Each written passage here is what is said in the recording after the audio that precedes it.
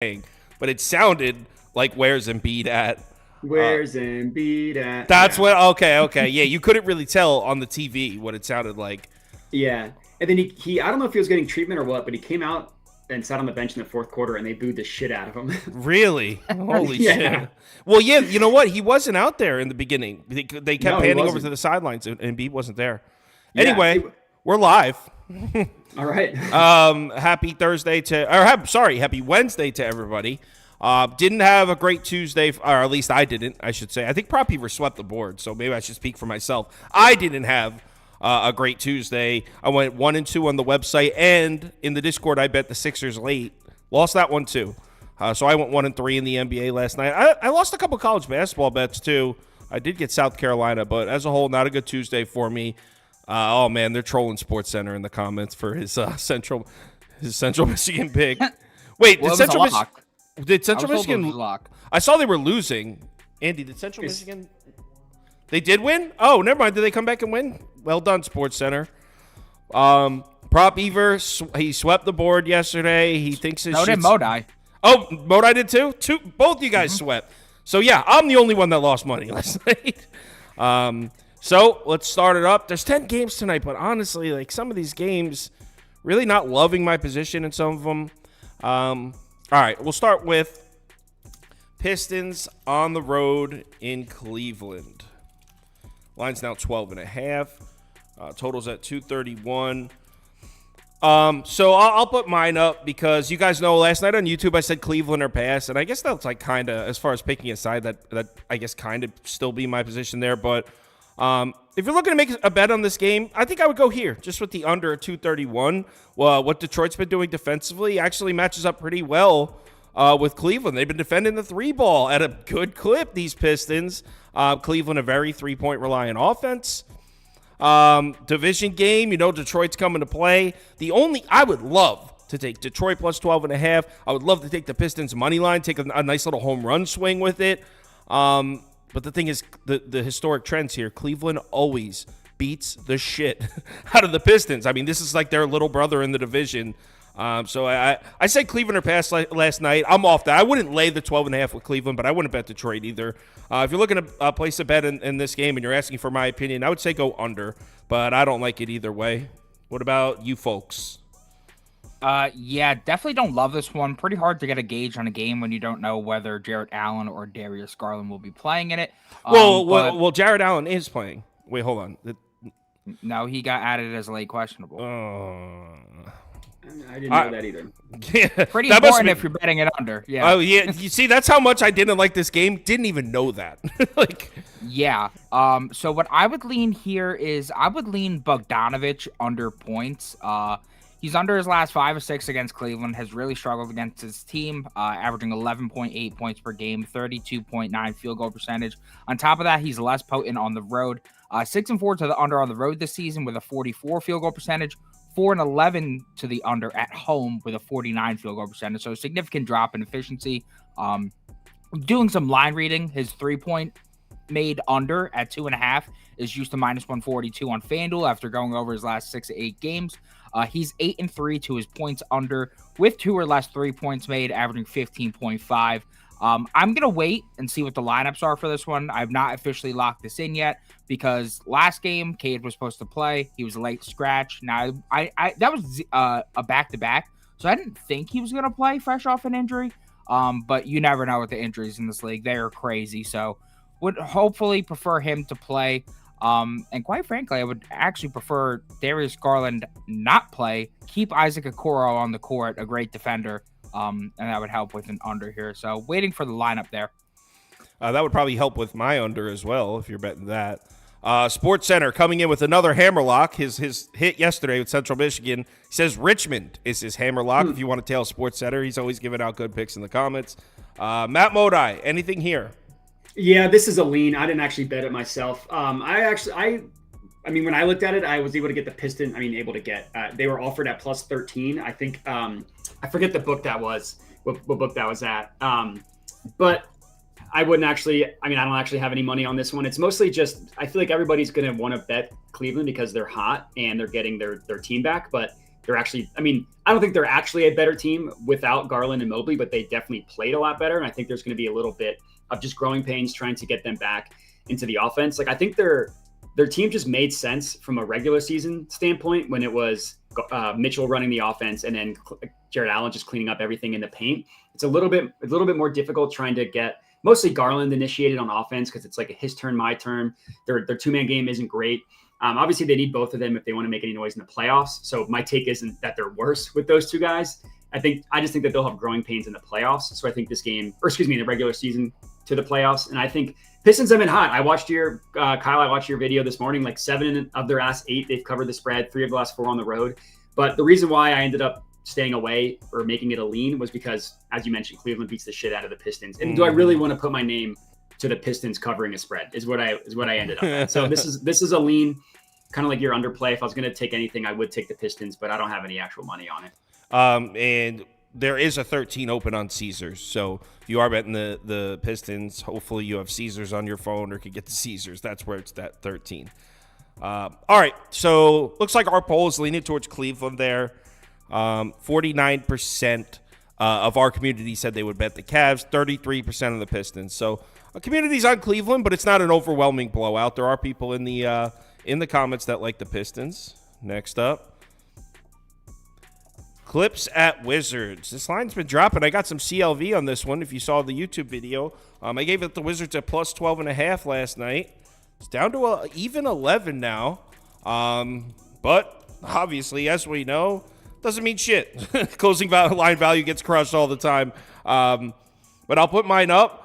I love the way the Wizards are playing. Yeah, they've had a bit of an easy schedule recently, but talk about a team that over the last 10 games has a top 10 defense. I believe they're 7th in overall defensive efficiency in the last 10 games. This team's playing some defense right now.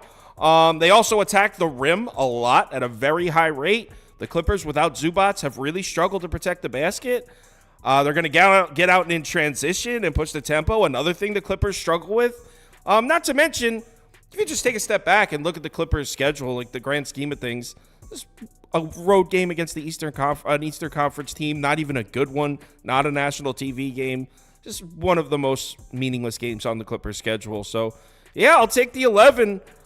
This would probably be one if you're looking to take a big swing, maybe a Wizards money line for the hell of it.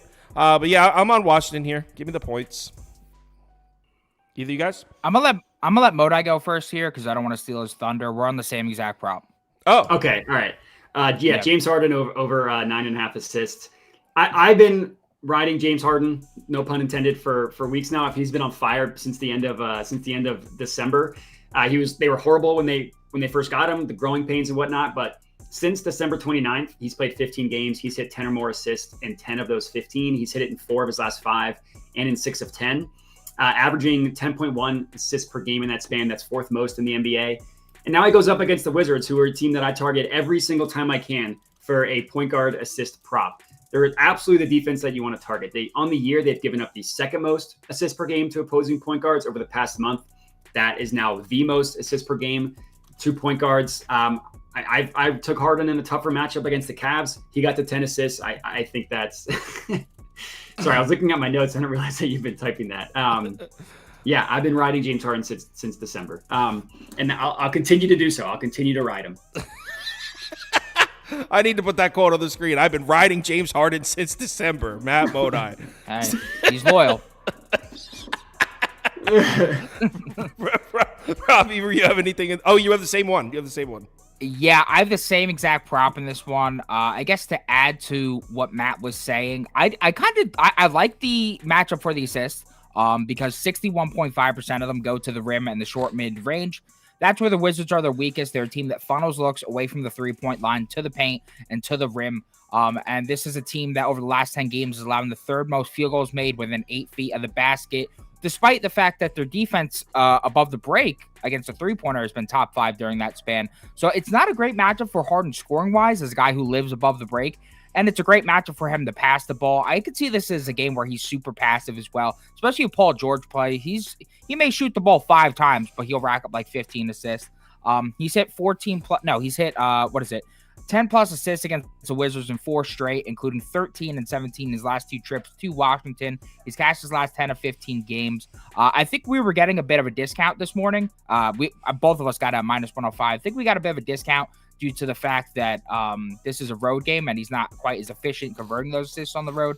But, I mean, this is a smash spot of all spots. I'm going to take my chances. If Paul George sits, now that does take away a potential guy to pass to, but it increases the amount of times he's going to have the ball in his hand.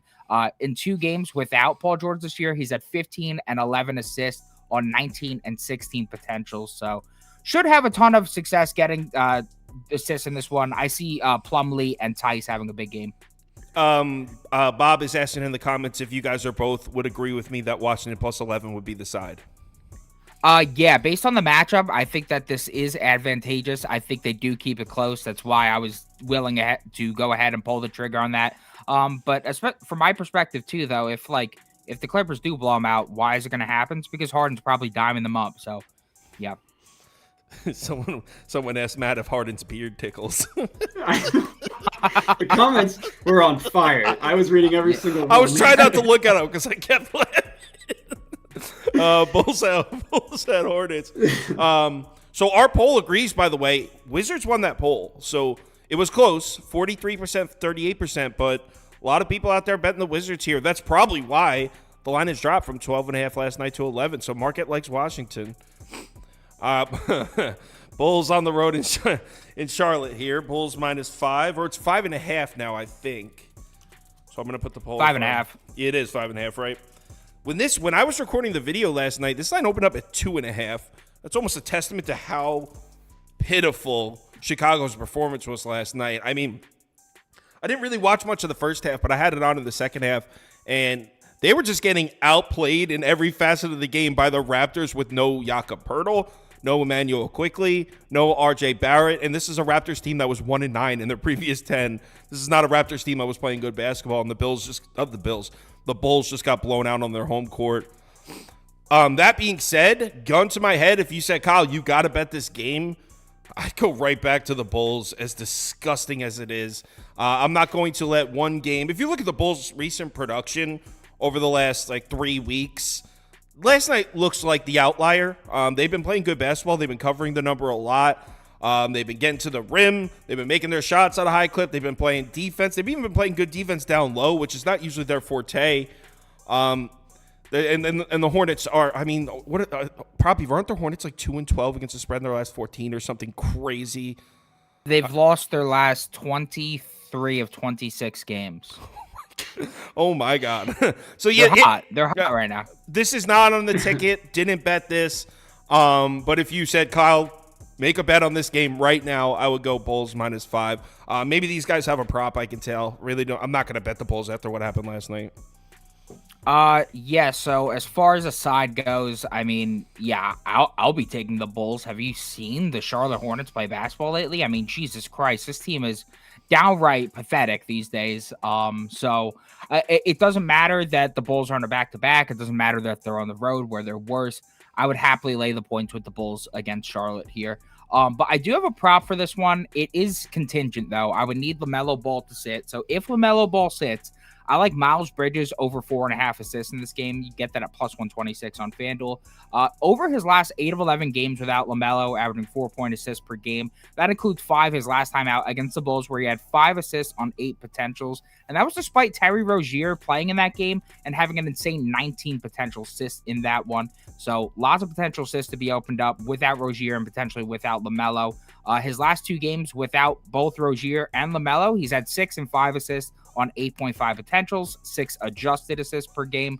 And despite the fact that the Hornets have been getting blown out left and right, Bridges has still played 38 plus minutes his last 6 to 7 games. Makes zero sense to me. I guess they're trying to shop him, but he's playing tons of minutes. And the Bulls, against forwards specifically, keep allowing tons of assists. We've seen Thad Young with 6, Scotty Barnes with 7 and 6, LeBron with 12, KD with 5, JJJ with 5. I have about 10 more guys on that list. And that's all just happened in their last 10 games. So tons of forwards converting their assists against the Bulls. The Bulls, despite slowing the pace down and despite being a lot better in defense lately, they just allow a lot of those points to come off assists. They make you pass it to beat them. And at plus money, I'm willing to take the chance here with the fact that this guy does not lose minutes in blowouts. He just plays 38 minutes a night no matter what. So if I'm going to get 38 minutes against this Bulls defense with no true distributor on the court, I'll take it at the plus money. To answer Bob's question in here, he's asking if I had to take a total. My model has it going up to 227. I think I have 117, 110 Bulls. So I'm seeing over, but the market, this number was at 218.5. It dropped down to 216. And including last night, I've had some bad luck recently trying to bet against the market. Usually, I mean, that's not really something that would scare me off of a bet either way. But just recently, I feel like I've been taking L's doing that. I saw someone comment up here. I think it was Jay Carter. Where's it at? Jay Carter, over 216 has to be the best bet in this game. So, yeah, it seems like there are some people that like the over out there. That's the way I would go. But that drop from 218.5 to 216 at such a low total, it's definitely a little bit scary. Modi. Yeah, so I got a prop on this one. I took Vooch over 18.5 points. I was able to get it at plus 115 I got it at ESPN Bet. This is a matchup play against the Hornets that are giving up the second most points per game, specifically to centers, the third most over the past month. So it's not like they've gotten any better. There are a couple of sources I like to look at just for defenses against positions, and props.cash takes into account the actual like what their point total over under is. They have the Hornets as the second best matchup in the NBA when it comes to center point props. And Courtside Pal has the Hornets giving up the most points per game to someone of Vooch's scoring profile. The Bulls, they are on the second half of a back-to-back, but as of right now, like nobody that crazy is going to miss the game. Should play a normal allotment of minutes, like in 7 back-to-backs. He's played in 7 second half of back-to-backs this year, and he's played over 30 minutes on average. He's gone over in 4 of those 7, averaging just under 20 points in those 7 games. He has missed it in 2 straight games. To me, that just makes this a buy low opportunity. He cashed it in the previous 2 games and the previous 3 of 4 as well. So I like Vooch tonight. And just making sure everyone sees above prop versus prop, it says if LaMelo sits, so that he likes it. If you follow him on Twitter, he'll probably be sitting there with his finger on the trigger on that, and as soon as it's announced, he'll tweet it out. That's how he usually does his stuff. All right, so our poll in this one, 51%, 29% Chicago. So community likes the Bulls. Community not scared off by the Bulls' performance last night. Next game, Kings at Miami Heat. All right, so obviously we all know what's going on with the Heat. 7 losses in a row. Some of them were disgusting. This team does not look good, specifically on the offensive side. I think they're dead last in offensive efficiency in the last 10 games, if I'm not mistaken. This is one of the worst offenses in the league right now. It's truly crazy. There's no way that I'm trying to catch a falling knife here. But again, you just heard me talking about betting against the market. This line was Kings -1. It's now Kings +2, Kings +1.5. So some pros are coming in betting on the Heat here. I don't see it. Not to mention matchup-wise, I don't even think it's a bad matchup for the Kings. I think the Heat offense is going to continue to struggle. They will be able to get those short mid-range shots that they like. The Kings have struggled from there, but after that, I mean, there's no Duncan Robinson in this game for Miami. You want to shoot the 3 ball against the Kings, and I don't know, the shots haven't been falling for Miami. The Kings' defensive rebounding is excellent. Shouldn't be many second chance opportunities. I'm just taking the most profitable road team in the NBA, in the Sacramento Kings. 2 years running now. They were the most profitable road team in the NBA last year as well. They're first in earnings this year. If you've been betting the Kings on the road, you've been cashing against a Miami Heat team that can't seem to win a basketball game. So, look, maybe the knife stops here, but I'm not going to try to catch it. I'll take the Kings, and the Heat are going to have to show me. The Heat need to show me something before I jump back on, because there's been a couple spots recently where I'm like, you know what, this is a sharp spot to take the Heat, and it wasn't. That was a nice spot to take the Heat in that afternoon game against the Knicks where they were catching 4.5. They obviously got the doors blown off them in the fourth quarter. It was a sharp spot to take the Heat catching 8 points against the Celtics about a week ago. They got absolutely smoked. So, yeah, Miami's going to have to prove it to me before I put my money anywhere near them again. So, yeah, I'm on the Kings. Either of you guys? Yeah, I'm on the same boat as you. I like the Kings here. When I was writing the game last night, every single angle was working for them. Not really going to go through that. What I more so want to go through is the prop that I played in this one. It's a builder, Kyle. I made a little builder. I got Oh, you got a builder. I got a builder. B for the builder. B for the builder. We got De'Aaron Fox, 4+ assists, and Tyler Hero, 15+ points. Let's talk about Fox first.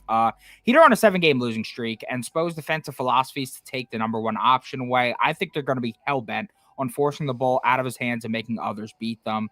And he's had great success diming against Miami. He's hit 5+ assists, nevertheless 4+ assists in 6 straight matchups against them, averaging 7.2. He's hit 4+ assists in 32 or 34 games this season with 30+ minutes, and 17 of 17 road games with 30+ minutes.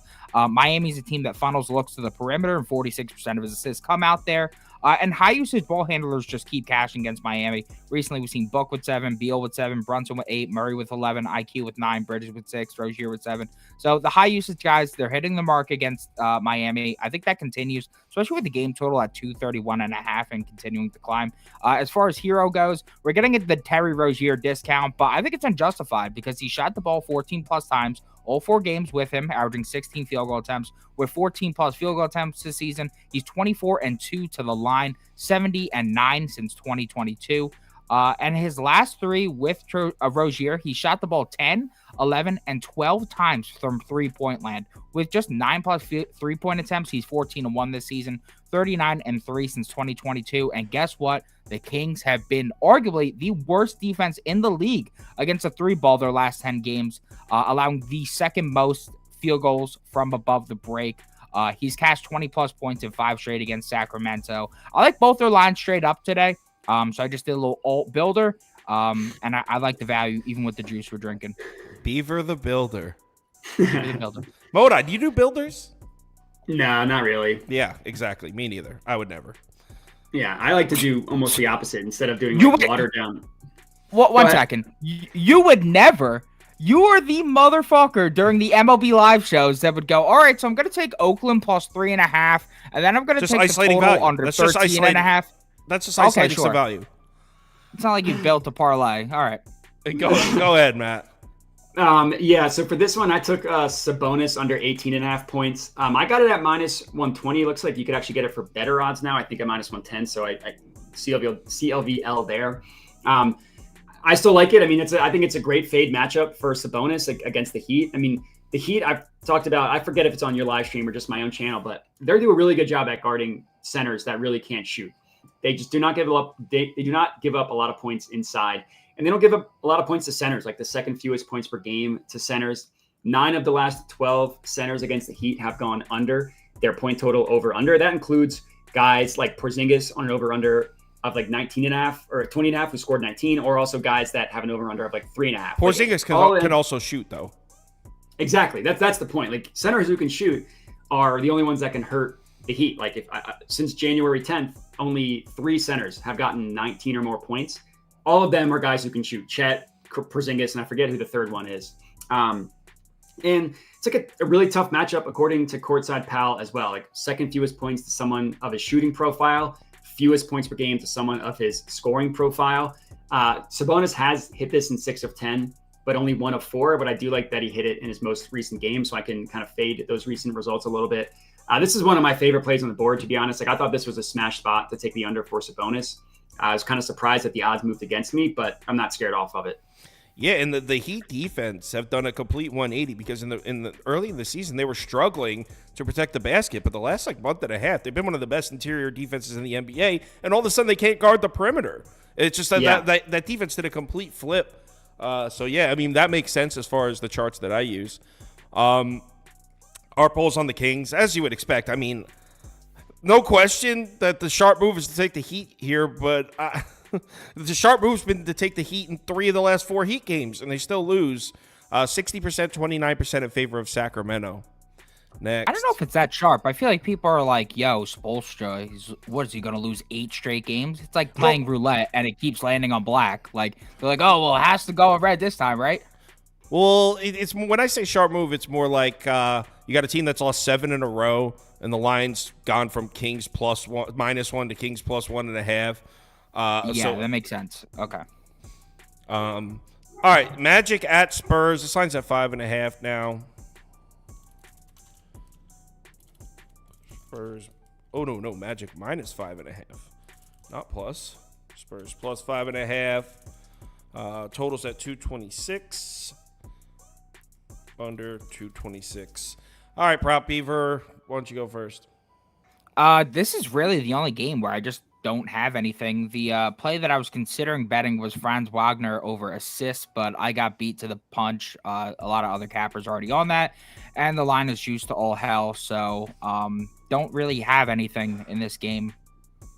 All right, I like the Magic, and not even a long description. Orlando should be able to get whatever they want on the interior here. A lot of times a good rim protector, like Wembanyama, for example, or will have people thinking that the defense is something that it isn't. For a while there last year, for most of last year, the 76ers fit that description. Embiid, so you would think they're excellent at protecting the rim, but all you have to do is draw him away from the rim, and it's all you can eat. Kind of been the case with the numbers with the Spurs. They have terrible numbers protecting the basket, and you want to know what team takes the highest percentage of their shots at the rim in the NBA? The Orlando Magic on the full season are first in shot frequency at the rim. And also they should have plenty of opportunities on the offensive glass as well. Magic are also healthy, which really hasn't been the case for most of this season. Hold on. They had one guy listed as questionable. Let me just check. See if there's anything. Gary Harris is still out, but he's been out for like a month. But as far as Fultz, Wendell Carter missed some time. They're laying 5.5 points out. This Magic team just bit me in the ass. I took them pretty much on the same line. I took them -5 against Memphis. I want to say that was last week. It was pretty recently. And it wasn't even close. Memphis beat them outright, I think. Or you know what? I think Orlando ended up coming back and winning, but they didn't cover. I actually forget how that game ended. They didn't cover the -5, though, I can tell you that. Maybe I'm walking into the same exact mistake that I made last week, but I believe in this Orlando team. They've been one of the better road teams in the NBA this season, and I think the fact that they were hurt for a lot of the year kind of has them a bit, I don't want to say undervalued because they're laying 5.5 points on the road, so clearly they're valued pretty highly, but I like Orlando, so I'm laying the 5.5, definitely. It's probably, you already went, right? You said you didn't have anything. Yeah, he passed on this one. Okay, yeah. So I took Wemby under 24.5 points. I was able to get it at +105 at DraftKings. Feel like his props are a little bit inflated because like he's been phenomenal. He's been the talk of the NBA recently. Super efficient, even in his limited minutes. But he's actually gone under 24.5 points in 4 straight games, and he's done it in 5 of 6 as well. Now, he has gotten close. Like, he's gotten exactly 24 points twice in that span. He's gotten 23 points another 2 times in that span. So he's definitely getting close. He's someone that I view as having a high floor because of how efficient he is when he's on the court, but low ceiling because of his limited minutes played. Even though his minutes are starting to increase, like he just played over 30 his last game. In games that he's played 30 more minutes, he's only gone over. He's done that 17 times, I should say. So he's played 30 more minutes in 17 games. He's only gone 25 or more points in 4 of those games. So again, I feel like his props are a little bit inflated just because people want to bet on Wembanyama. And prior to this hot streak, his over-under was like 19.5 or 21.5. So getting it all the way up at 24 to me makes it an opportunity to just fade him. And it's a tough matchup against the Magic. Like they're not a great team at guarding the perimeter. Like they can be had by guards who can shoot and who can kind of slice and dice the defense in a pick and roll. But they're really stout in the interior, and they do not give up a lot of points to big men. Even guys like Wemby who can shoot generally struggle against the Magic. Courtside Pal says Magic give up the second fewest points per game to someone of Wemby's profile. And if you just look across the board, like at Wemby's shooting profile, his scoring profile, his splits, like everything says the Magic are a tough matchup. So it feels a little bit gross because I love Wemby and he's been playing great, but the under, in my opinion, is the way to go. Probably repassed on this one. So our polls all over the Magic, 71% to 17%. So everyone likes Orlando here. And to your point about the Orlando being vulnerable on the perimeter, man, if Keldon Johnson doesn't play in this game, I mean, other than Devin Vassell, are there any Spurs shooters that just scare you? I mean, they don't have a lot of outside shooting. Yeah, Trey Jones can't shoot. Yeah, prop people lost on a prop the other day from him. It was hilarious. Was it the assist one? I had his rebounds and assists. This motherfucker really couldn't grab boards, bro. Such a bum. Well, dude, so that Phil's the Wizards game. Not that anybody cares. I had his over 8.5 assists. He ended the game with 9, and then the stat corrections they took one away. So shit! That's disgusting. So even if you got that last assist prop, Beaver, you would have ended up losing. That means that was the same. Yeah, game. That made me feel a lot better. But then I was like, well, Matt would have cashed, so that sucks. Yeah, it's a bummer. But what are you gonna do? So all right, Mavericks plus 13, T-Wolves minus 13. In case you haven't heard, the entire Dallas Mavericks starting 5 is sitting. Literally the whole starting 5. Not even making a joke or being fun. The whole starting 5 is out. So I have no interest. Not even putting up. I mean, you know what? You want to put up a lean? I'd go Dallas because Minnesota just hasn't covered the number at home. And they've had some easy matchups, just haven't covered the number. So this is the way I'd go, but no interest. Matt. Matt, Matt, you go. No, I mean, I put the Mavericks as a lean. My only logic is like everyone is going to want to bet the Timberwolves because all the Magic players are out. But I feel like sometimes in games in which guys that don't play a lot end up playing, yeah, their skill level isn't good, but they at least play with a lot of effort, and games end up being closer than you think. Like that Sixers game against the Nuggets is the perfect example. Exhibit A. Yeah. So I don't have this one. I mean, actually, I should say I didn't bet this one. I'm not going to tell people to bet on the Mavericks. If I had to give out a pick, I'm kind of with you on the Mavericks. Rob Beaver? Yeah, I bet Karl Anthony Towns under 28.5 points plus assist. It moved down 27.5. I still like it there. He's gone over his last 4 of 5 games, and I just feel like over his last 5 games, the man is shooting 56% from the floor, and I feel like regression's about to hit. He just went under his last 2, and more specifically, his last game, he shot 6 of 15 from the floor against OKC. Now he's going to be back at home where he's just so much less aggressive. 16 and 5 to the under at home, averaging 21.6 points per game. No, 21.6 points plus assists on 14 field goal attempts. Whereas on the road, he's 14 and 11 to the under, much worse, averaging 23 points plus assists on 16.6 field goal attempts. Now he's going to face a Mavericks team that he's just struggled to hit this line against. He's gone under that against them in 5 straight matchups, averaging just 21.4 points plus assists on 14 field goal attempts. And he's also gone under his last 7 and 9 against them, averaging 25 points plus assists on, again, 14 field goal attempts. What stood out to me is that he didn't hit 21 plus field goal attempts in any of those games. And he managed just 18 plus attempts once in those 9 games. If you look at Cat with 21 or less field goal attempts this season, he's 30 and 9 to the under, averaging just 23.5 points plus assists. If we look at that at home, he is 17 and 1 to the under this season with 21 or less field goal attempts at home, averaging just 20.4 points plus assists. This Mavericks team are 13.5 point dogs. No Exum, no Lively, no Irving, no Doncic, and no Derrick Jones Jr. And in 8+ point victories at home this season, Cat is 10 and 2 to the under, and wins by 12 plus. He's 8 and 1 to the under at home, averaging 24.6. He already faced this team without Luka and without Kyrie earlier this season at home, and the Mavs kept it close. So one would think, oh, well, maybe he went over then. No, still just 10 points and 3 assists in that game on 12 attempts in 27 minutes. I don't really think this is a bad matchup for Cat. I think it's fine. I'm just playing the fact that I don't think he's going to be all that aggressive. There's potential for blowout, and Mike Conley will be returning in a spot where he's less aggressive. I just don't think he's going to get the volume to hit this number. So, yeah, I like the value on the under there. All right. Sounded like some good reasoning. Yeah, definitely a blowout potential. Mavericks just won that poll. 41% of you said you would bet the Dallas plus 13. Just 39% said you would bet Minnesota next game. We got Pelican. I got kind of screwed in this one. Hopefully Zion plays. A little frustrated. Really like the Pelicans here, and it's not even. I think. Let me just check an updated line. I think it's down to 1 now. Pelicans. Yeah, it looks like -1. So we'll run the poll at -1. Hopefully Zion plays, and hopefully Herb Jones plays. I knew Herb Jones was questionable, so I didn't get sidelined. I didn't get sidelined or blindsided is what I meant by that. It's the Zion listed as questionable. That was just recently. That was just like a couple hours ago. I'm not changing my bet, and I already bet it. I think I got Pelicans at 2, actually, so I lost a little bit of value. This is just the spot So if you actually break down the matchups, it's actually not even the greatest matchup for the Pelicans. Houston's not the easiest team for them on paper, but you got a Pelicans team. It's in a bit of a slide right now. And their last 3 games were Oklahoma City, at Boston, at Milwaukee, all in a row. Where it's like this team just needs a break. Like they just had 3 of the toughest games in a row. Now they finally get a game on their schedule that's winnable. A Rockets team that they're definitely better than. I just think the team needs a win.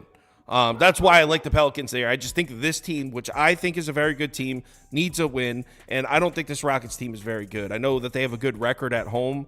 They start off the season like 11 or 12-0 at home. So if you just take out those, they just been okay at home. Like a lot of people are using data from like November to factor in what's happening right now. So I like the Pelicans. If Zion sits, I mean, I wouldn't go over to Houston, so it's like I'm switching sides. But if Zion sits, it would probably be closer to a pass for me. But, yeah, give me New Orleans. Yeah, and this one, I'm backing Jalen Green over 19.5 points, minus 113. I hate backing Jalen Green because the Instagram video.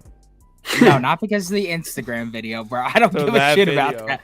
No, I hate Jalen Green because he's wildly inconsistent. He, at a moment's notice, could become the Jalen Green we all know and love, a guy who truly sucks at shooting the basketball, inefficient as all hell. But the iron's hot right now. I'm going to try and strike. And the volume is finally stable, which is something that, as a Jalen Green over better, we've been wanting to see all season. He's now shot the ball 15 plus times his last 7 to 10 games and 18 plus times his last 4 or 5 games. With 15 plus field goal attempts, Green's 11-3 this season. He's averaging 24.2 points per game and 39-8 since 2022, averaging 25.6 points per game at home. If you bring that up to 17 plus field goal attempts, he's 35-3 at home since 2022. So with volume, he's great. And his last 4 games, he's been phenomenal. He's shooting 50.6% from the floor. More notably to me, though, is that Green has appeared to bounce back from a horrendous 3-point slump. He had an 11-game period where he shot 19% from 3. Jesus. My Christ.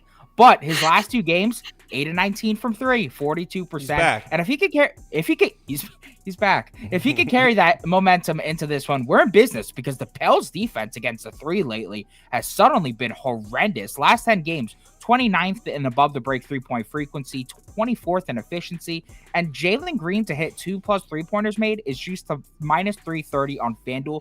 With 2+ 3-pointers made at home this season, Green is 12-3 to the over, averaging 24.3 points per game. And what sells me on this is that he, despite having to go up against Herb Jones as the main option for the majority of his games, has been great against the Pelicans. He's went over the last 4 or 6 matchups overall, averaging 24.7, and 3 straight at home against the Pelicans, averaging 30 points per game. I was just watching some of the clips earlier today because I wanted to make sure I wasn't missing anything. Was Herbert Jones not active? Yada, yada, yada. Herbert Jones has actually really struggled to guard Jalen Green. I don't know what it exactly is. I don't know if it's the speed, but he's blown by Jalen Green, by Herbert Jones every single time they played together. If he's off the floor, then I don't really know who's going to guard him. So I like the over here for Jalen Green. I think he stays hot. Yeah. Don't burn me, Jalen. Modi? Well, I had Zion under 4.5 assists. Obviously, if he doesn't play, then that'll just get refunded. I feel like his assist prop, like he's had some games where he's just smoked it. 9 against the Hornets on January 17th, 11 against the Jazz on January 23rd. Outside of those 2 games, he hasn't done a ton recently from with an assist perspective. Since that game, which he had 11 against the Jazz, he had 2 against the Bucks and 3 against the Celtics. This is another tough matchup for someone like Zion. The Rockets defense kind of reminds me of the Magic, where they do a good job in defending the interior. It's the perimeter where they struggle, and specifically against guards on the perimeter. It's not Zion's game. Like he's not gonna slice and dice into the defense over pick and roll. He's just gonna overpower people, which he can't quite do as good against the Rockets defense. And Zion had a good stretch at the end of December / early January where he had hit over 4.5 assists in 4 straight games, and he had done it in 6 of 7. Since then, he's only done it in 2 of 6. And against the Rockets, he's played twice this year. He's gone under both times with 1 assist the first game, 4 assists the second game. The Rockets give up the 4th fewest assists per game to someone of Zion's playmaking style, which, as I mentioned, is someone that is kind of like a bruiser in how he plays. So hopefully he does end up playing. But yeah, I like the Zion under in this one. Someone said everyone knows the Pelicans are trash on the road. Just look, the Pelicans are 12-10-1 against the spread on the road, the 11th most profitable team in the NBA. I was gonna say the Pels are great on the road. That's the only thing that scared me about taking this. I'm like, oh wow, their defense might actually show up in this one. The Pelicans are a pretty I feel good like road at home team. they just like don't play well. So our poll is leaning towards Houston, 47%, 42%. Rockets win the poll, so Rockets will get a chance to be in the community parlay today. Nuggets at Thunder. This line's up to 6.5. I think I saw 7. So let me make sure. It might be at 7 now. I sniped this one. Let's go 6.5. I see 6.5 and 7s. So as soon as the Jokic news was announced, I went and grabbed Thunder. I got a 2.5 at Caesars, shared in the Discord, but that was gone so fast. So I sniped this one. You don't always get those opportunities, but I got that one. So I have a OKC minus 2.5 ticket, but at 6.5, I'd still say OKC. I mean, Nuggets, even with Jokic on the road, are pretty awful. I mean, not to mention they're one of like the coldest teams in the. So when Beaver made these graphics, it was at 5.5. Shows this line's just been moving. It's at 6.5 now, but I'd still take it there. The Nuggets numbers on the road. They're 1-6-1 against the spread in their last 8 on the road. One of the coldest teams to bet on the road in the NBA. Now you take away their best player against Oklahoma City, like a top 4 or 5 team in the Western Conference. Yeah, at 6.5, I'd be a little scared of what mode I was talking about before. It becomes a motivation thing when some of the guys at the second unit are getting more minutes than they usually get. They're playing for contracts, playing for more time in the rotation, so there's maybe a little bit of more motivation on that side. But Oklahoma City against the Nuggets, I mean, I doubt this is a flat spot for them, even without Jokic. So I'd still take Oklahoma City at 6.5. I'm very comfortable with my position at 2.5, though. I can tell you that much. Modai? Yeah, I was on the Thunder minus 1.5 when Jokic was still questionable. Personally, I'm not touching it at 6.5, so I'm passing on this one. Rob Beaver? Yeah, I mean, I don't really have anything to say. SGA, Chet, still questionable. No, they were ruled available. Oh, really? Yeah, that right before we went live. They're all playing. Well, yeah, none of the prop lines were available, so I didn't really have anything. Just in terms of this game in general, I don't really have anything. I was leaning Michael Porter Jr. over 3s, but I hate taking Michael Porter Jr.'s overs without Jokic. He just sets him up so well. So without him diming out there, not quite as appealing. Yep. All right, Thunder won the poll. They'll get a chance to be the community parlay, but with the crazy, because originally when I made the video last night, it looked like Oklahoma City was the team that was going to have injury problems. Like SGA, Jalen Williams was out, Dort was questionable, Chet Holmgren was questionable, and then a couple hours ago, Jokic is ruled out. He was listed as probable last night, so the injuries kind of did a 180 in that one, took everyone off guard. I might ladder Aaron Gordon's rebounds in that one, but still gotta think about it. You said, and I quote, in the office yesterday, "I'm never laddering again." Those were your words. Yeah, I'm done laddering, because you ladder, you think you got something so good you could climb it, and it's never climbable. Never. All right, Prop Beaver, I'm giving you the mic because I know you like this game. Suns at Nets.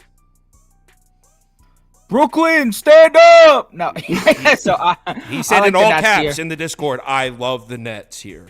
I do. I love the Nets here. The Suns have won their last 8 to 10 games. Congratulations. They're still horrendous against the spread, specifically against the East. They're 3-9 against the spread their last 12. We got the Nets finally picking up some momentum. They're coming off back-to-back wins against the Rockets and the Jazz. And I just like the matchup for them on both sides of the ball. The Suns are a team that live off the long mid-range shot. They're second in frequency, first in efficiency the last 10 games. Guess what? Nets, top 10 in both frequency and efficiency from long mid-range over the last 10 games, so they're equipped to defend that. And where else have the Suns frequented? Well, they're top 12 in paint frequency and 5th in efficiency the last 10 games. Nets are second in paint efficiency their last 10 games, so they've been excellent at limiting those shots. And then where do I want to back Brooklyn? I want to back Brooklyn against teams who suck at defending the 3, and the Suns are exactly that. The Nets have shot the corner 3 ball more than most. They're 4th in frequency the last 10 games. Suns are getting crushed by the corner three, 28th in frequency and 23rd in efficiency the last 10 games. And then the Nets on the season, they're 10th and above the break 3-point frequency. Phoenix this season, 26th in efficiency, 16th in frequency. I thought we were going to be getting Ben Simmons playing in this one, so that I will say I thought we were going to get a nice boost on the offensive glass. I don't know if he's going to be playing. That kind of sucks. But the Nets shouldn't have trouble protecting the ball either, which has been a concern sometimes.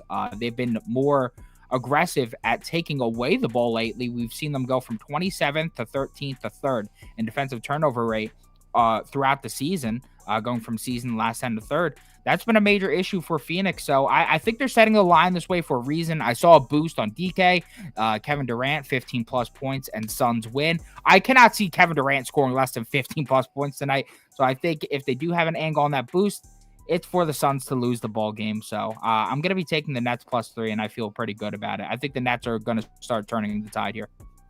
Yep. Brooklyn +3. Hold on one sec. Let me get my... I also like... Whoa. Whoops. Hold on. 1 second. Duplicate. I also like this right here. Let me just get it up on the screen. Come on now. There it is. Under 232.5. I like Nets and the under. Everything Prop Beaver just said is accurate. It's a great matchup on paper for the Nets. The Nets are weak defensively against a three-point shot, but everything inside of the three-point shot they do a pretty good job against. In fact, the closer you get to the basket, the better the Nets defense is, and the Suns take a lot of those short mid-range shots. So the Nets defense is a tough matchup for Phoenix. And then on the other side of the ball, Nets shoot a ton of threes. That plays right into the weakness of the Suns defense. Not to mention Nets have been getting active on the offensive glass, another area Phoenix has struggled against. So everything Prop Beaver said is right. The Nets match up really well against the Suns on paper. Definitely playing Brooklyn here.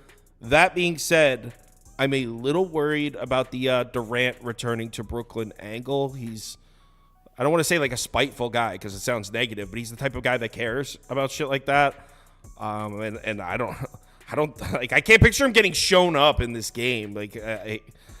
But I'm on Brooklyn, and I'm on the under. I'm sticking to what the numbers say, sticking to what the right move is on paper. I'd just be lying if I said I'm a little worried. I'd be lying if I said I wasn't a little worried about that angle of it. Matt? Yeah, well, that's not why I'm on it, but I am on the Kevin Durant over 24.5 points. Honestly, I mostly like this play just as like it's a complete fate of recent events. His last 4 games, he scored 12, 20, 15, and 20 points. So that 15 plus, not quite as automatic as you would think. I didn't realize there was a DK boost on it. I hate betting on what the boosts have, so that just makes me nervous. It sucks. Yeah. But what has coincided with Durant not scoring as much is Devin Booker just going nuclear, like 40 points in 3 straight games, including one where he scored 62. And right before KD had this cold streak, he scored 40 points in back-to-back games. Like, it's only natural for it to swing back down after that. Now I think it's going to swing back up. As you mentioned, this isn't really a matchup play. The Suns want to live in the mid-range. That includes Kevin Durant. That's where the Nets are good. I'm also not really scared off because it's Kevin freaking Durant. Like, he could score anytime if he actually wants to. Not super scared off of the defense. And like, I don't know how much to put on the revenge narrative. He wanted to leave Brooklyn. Kyrie Irving's not in Brooklyn. So I don't know how spiteful he's going to be. I'm more so just like the spot because he's been so cold. And if he scores an extra 4 points because it's in Brooklyn, then that'll just be a bonus. But that's not why I'm playing it. This dude said in the comments, you guys are delusional if you think the Nets win with Ben Simmons and Finley out. Finley. Finney Smith, I guess. I guess he's talking about Dorian Finney Smith. I think he's talking about an Irish-themed WWE wrestler from the early 2000s. Yeah, and I will say... Or Michael Finley from the early 2000s Mavericks teams. Yeah. Without him bringing the Shillelagh out, I don't know if they could win, so... I could agree with you there. Maybe I should cash out. No, Jay Carter. Ben Simmons came back and almost had a triple-double last game. Well, to be fair, Kyle, you were shitting on the impact I don't remember of Ben that. Simmons. I don't remember that. that. No, you did. Yeah, and he immediately was like, oh, wow, we got defense back, and we have rebounding back. Oh, we have a great playmaker back. All right. It is the regular season, so. It is the regular season. Yeah, I mean, he's good in the regular season. 47%, 45%. The Nets win the poll. We got a sharp crowd. Next, last game. Milwaukee at Portland. And, I mean, it's at 11 now. I don't know how you I don't know if one of these guys are taking Milwaukee. I don't know how you do it. I mean, how do you take Milwaukee here? They're 0-7 against the spread in their last 7 on the road, 3-12 against the spread in their last 15. I mean, we're talking about a team that's been the worst team to bet on in the NBA over the last 4 weeks. Literally the least profitable team in the NBA, even less than the Hawks. You're going to lay 11 points on the road. It seems insane to me. I don't even love the matchup for Portland, but how do you I don't get how you could lay this number on the road with Milwaukee right now. I'm on the Blazers. It's not one of my favorite bets of the day, but it's literally a fade of this number. 11 points. Milwaukee hasn't covered a number in a year and a half. Well, Doc Rivers is a championship winning head coach, so I think that's what I'm just kidding. Matt, are you betting anything in this one? Yes, I'm not betting the Milwaukee spread, but I am betting on Damian Lillard over 25.5 points. I think it got juiced up to 26.5. I would still take it at that number. I am kind of interested to see like what Doc does with the offense, because Adrian Griffin, it was just like reckless abandon. I do think Doc is just going to spam the Dame Giannis pick and roll, because that's all he did for the Sixers with Embiid and Harden last year. It was just like he had literally nothing on his clipboard except pick and roll for Harden and Embiid. As of right now, Dame runs about 10 pick and rolls per game. That's the 8th highest in the NBA. I would be shocked if that doesn't go up with Doc. And I couldn't find individual numbers. I tried to find how many pick and rolls he ran there, like the first game against the Nuggets. I couldn't find it. I tried, but I'm guessing that number is going to go up. Maybe that will lead to more assists for Dame, but in this specific matchup, I like targeting him as a scorer. The Blazers sneakily have been giving up a lot of points to point guards recently over the past month, literally the most points per game to point guards over the past month. According to Courtside Pal, 5th most to someone of Dame's scoring profile and the 11th fewest assists per his playmaking style. So that's kind of the logic for taking his points over assists. I wouldn't hate it taking points plus assists, but specifically for me, I'm just taking back the points. He's missed it 3 straight games. All 3 of them were tough matchups. Nuggets do a good job against the point guard. Pelicans do a good job against guards as well. And then the Cavs, not as much. But regardless, I like this as a bounce back spot. And it's another revenge game. I don't know if that's going to contribute to 4 more points, kind of like Kevin Durant. That's not why I'm playing it. But again, if it adds anything extra, I'll take it. But that's not why I'm on it. Prop Beaver, anything for this one? Yeah, and this one, this will not be popular. People do not like this man. I do, and I like this bet. I'm going with DeAndre Ayton over 24.5 points plus rebounds. Ever since getting clowned for saying he doesn't need to prove anything and coming off that absolute stinker, It was a bad look for him. It was a bad look for him. Yeah, against the Thunder, that was a tough look. Well, he's been motivated since then. His last 4 games, he cashed in 3 of them. He's averaging 31.3 points plus rebounds, playing 36 minutes per game and shooting 14 times a game. 10-2 on one-day rest this season with 30-plus minutes, averaging 28.8. 9-1 on one-day rest this season with 10-plus field goal attempts, averaging 29.7. So if he's getting the field goal attempts, he's getting the minutes, he's in a good spot already. And now he's facing a Bucks team that he should get up for. He lost to them in the finals, and we've seen him hold a grudge against them. His last 9 matchups against Milwaukee, he's 7-2 to the over, averaging 30.9 points plus rebounds, and both of his misses came at 24 points plus rebounds. So he's been competitive every single time he's faced them as of late. And while this is a Bucks defense that has improved their rim defense as of late, I think DeAndre Ayton is the last center that I truly care about in terms of rim frequency, because he barely shoots at the rim. He lives in the mid-range. He's shooting 61% of his shots there, 99th percentile amongst bigs. And the Bucks, if you look at the season, they're allowing the most long mid-range field goals and the 4th most paint field goals, which is exactly what DeAndre Ayton does. From a rebounding perspective, Milwaukee's allowed the 3rd most rebounds to centers over the last 2 weeks. And we've seen guys have 0 issue getting their rebound overs against them. Jokic just had 16. Joe Val had 10 in like 20 minutes. Allen just had 14, 12, and 13 against them. Duran had 12. Sabonis had 13. And the Bucks have been horrendous against the spread lately, while the Blazers have been great against the spread lately. So I think this is going to be a competitive game. I think it's going to come down to the end. I think that DeAndre Ayton's going to be playing motivated. As much as Lillard wants to burn the Blazers, I'm sure the Blazers don't want to let him burn them. So I think this will be a closer game than most think. I like Portland plus 10.5. And I think that if Portland is competitive in this game, well, I think DeAndre Ayton's going to need to be productive considering he's the man best equipped to exploit them defensively.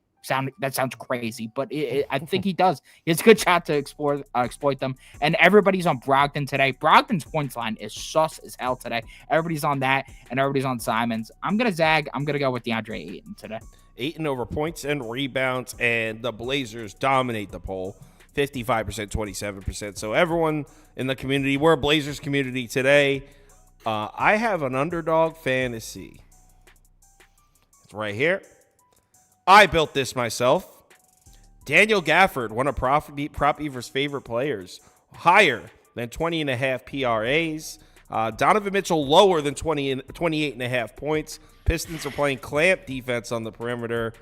And Darren Fox higher than 25.5 points. Miami's really struggling on the perimeter. So that's a 3-pick, pays out 6 times. If you don't have what are you shaking your head at? Which one of these don't you like? Taking a number one options over against Miami is fucking nuts. I don't even know. Have you seen their 3-point numbers recently? No, I have. It's just beware.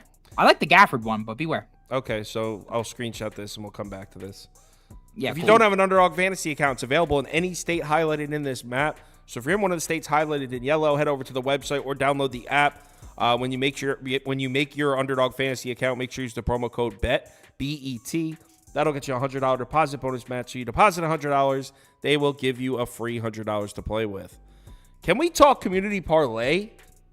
Community Parlay took a beating last night. Yeah, we can. Community Parlay took an L last night. It was a rough one, but we bounced back strong. All right, let's see what our options are here. Community Parlay. Pistons, Cavs. Cavs won that poll, so we'll go Cavs money line. Clippers, Wizards. Wizards won that poll. Wizards money line gets a shot. Bulls, Hell Hornets, definitely Bulls. And Kings, Heat, definitely Kings. Kings Heat is now at 2 instead of 1.5. That line is moving towards Miami, man. People are taking the Heat. Godspeed. It's Kings Nation, baby. Yeah, I'm strapped up. Ready for the game. Really? No one voted for the Pistons, Shipley. You can go back to doing whatever it is you do. He sent a picture to the Discord today. He had a hat that said IP in pools. And he didn't Google it. It was his hat. He owns it. At least he's honest. A crazy hat. And I'm a guy who owns a drunk slut hat. That's a crazy hat to be IP rocking. in pools, it said. All right. Wow. So it's a blowout. Cavs money line is the first leg. So we're starting off chalky. Cavs is a 12.5 point favorite, fading the Pistons. Cavaliers money line. All right, next leg coming. Second place was Bulls money line. So if you voted for the Bulls, you'll get another shot. We got Magic money line. Mavs, T-Wolves. Mavs won that poll, so Mavericks money line gets a shot. Pelicans, Rockets. Rockets won that poll, I remember. And Nuggets, Thunder. Thunder won that poll. All right. Second leg. Lions win Super Bowl comments. His name is Lions win Super Bowl. And he said, we want Pistons money line. No kidding. Do you know that Shipley isn't even from Detroit or Michigan? Oh, well, then wow, okay. I just need to announce this. Kevin Durant in a second boost tonight. Jesus Christ. Of course they're going to boost the crap out of him in his return to Brooklyn. I'm surprised Dame isn't in more for the kind of the same logic. Yeah, I'm surprised too. I thought he'd be the poster boy tonight. Yeah, but Dame's not going into. Oh, yes, he is going into Portland. That game's in Portland. So, yeah, it's the same thing. I think it's because the Nets one is on. Yeah, but Dame's not as like Durant's dramatic. You know, Dame's not as I bet you he gets a standing O at Portland. I would hope so. Well, Durant probably trash. won't get one at Brooklyn. No. All right. 5, 4, 3, 2, 1, and poll. We got Thunder. So we're continuing on the chalk path. Magic Moneyline was second. So if you voted for Magic Moneyline, you'll get another chance. Last up, we got Nets Moneyline. Bucks Blazers. Blazers Moneyline gets a chance. And then we'll put the 2 second places in there was Magic and Bulls Moneyline. First and second place finish out the community parlay. So first and second place of this poll get in. Jay Carter advocating for Nets Moneyline in the community parlay.